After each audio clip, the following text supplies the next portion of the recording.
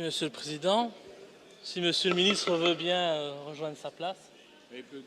Monsieur le ministre, Monsieur Louis souhaiterait que vous asseyez au premier rang. C'est la place du gouvernement, je crois. Monsieur le ministre, ces derniers jours, Israël a décidé de violer la souveraineté nationale du Liban en intensifiant les survols de ce pays par son armée de l'air. Mais bien entendu, le gouvernement israélien, qui se croit tout permis, ne s'est pas arrêté en si bon chemin et a été donc frappé la Syrie et Damas à plusieurs reprises. Israël a ainsi démontré clairement aux yeux de tous les enjeux du conflit syrien. La Syrie subit depuis 2011 une tentative de déstabilisation. Il ne s'agit pas d'une guerre civile, mais bien d'une invasion étrangère. Et les djihadistes qui quittent notre pays pour mener la guerre soi-disant sainte en Syrie sont une preuve supplémentaire.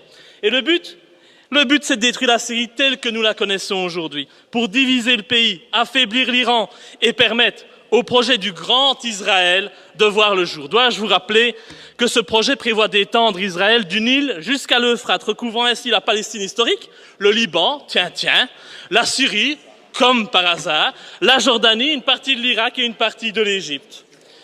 L'Égypte, bien ça alors, comme c'est bizarre, quand on connaît ce projet sioniste, on voit sous un autre œil les révolutions de ces dernières années dans les pays arabes.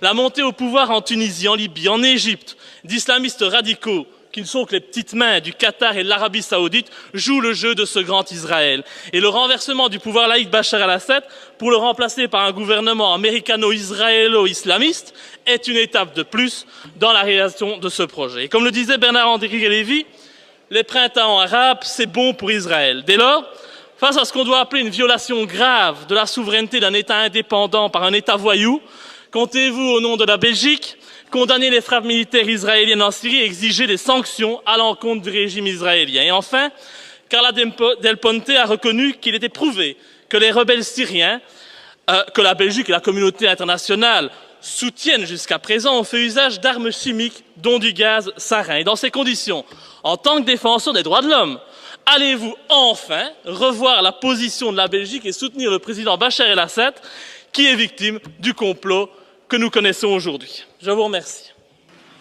Monsieur le ministre du Budget, Affaires étrangères, foot.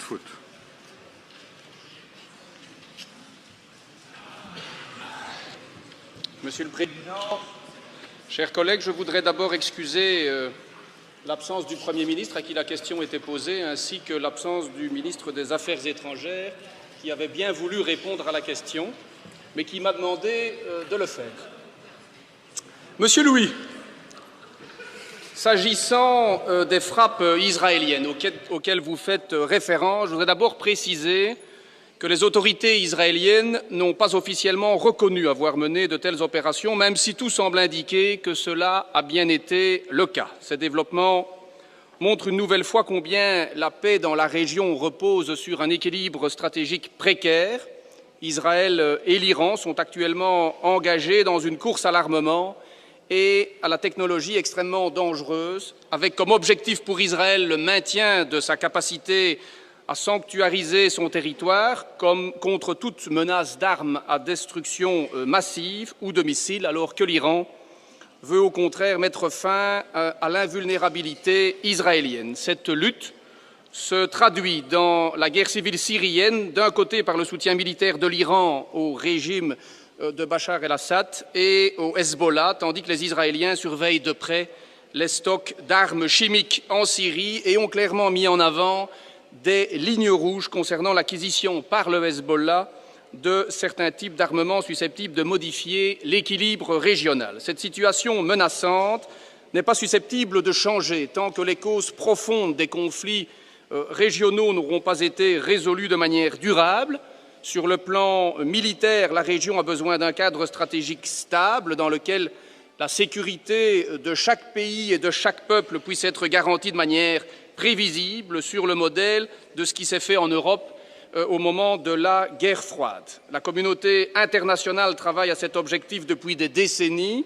Il faut malheureusement constater que le chaos dans lequel sont descendus plusieurs États de la région, ainsi que les développements récents de la technologie militaire, ont au contraire débouché sur une instabilité de plus en plus grande. Ceci dit, la Belgique, qui suit attentivement ces développements, comme le secrétaire général de l'ONU d'ailleurs l'a fait dimanche, la Belgique appelle toutes les parties à faire preuve d'un maximum de retenue et de calme. Il faut absolument éviter une escalade de ce conflit déjà trop meurtrier pour la population syrienne et très dangereux pour la stabilité de toute la région. Il est toutefois dans notre intérêt et dans l'intérêt du peuple libanais d'éviter que le Hezbollah n'acquiert un arsenal qui pourrait entraîner le Liban dans une guerre contre Israël.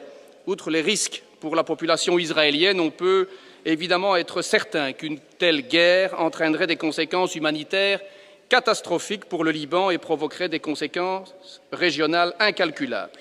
Une de nos premières priorités doit être de mettre fin à la guerre en Syrie. Une solution durable à la crise syrienne ne pourra être que politique. C'est pourquoi je me félicite que les Russes et les Américains se soient mis d'accord hier à Moscou pour inciter le régime syrien et l'opposition à trouver une solution politique au conflit et pour encourager l'organisation au plus vite et si possible d'ici la fin mai d'une conférence internationale sur la Syrie. La Belgique espère que les partis saisiront cette opportunité et qu'un processus crédible pourra ainsi démarrer pour trouver une solution durable à cette crise qui n'a que trop duré.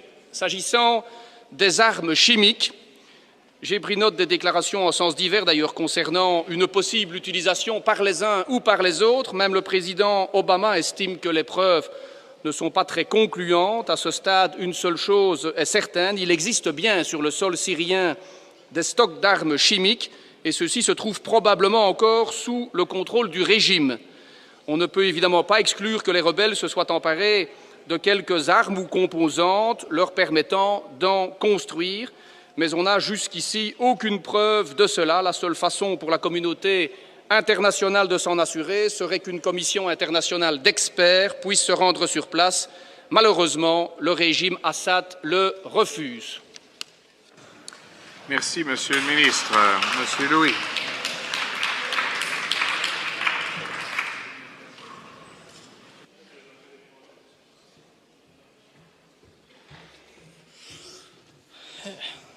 Merci, Monsieur le ministre.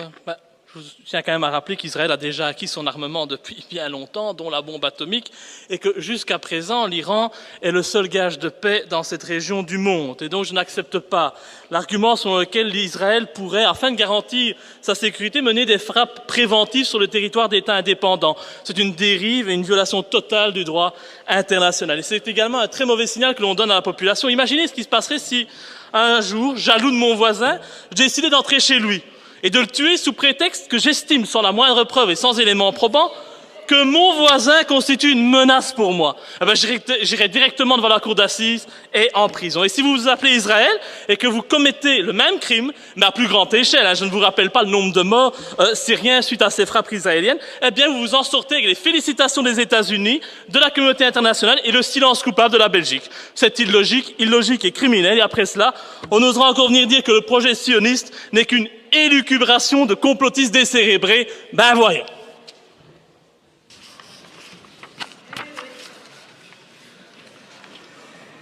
Meneer Van den Berg.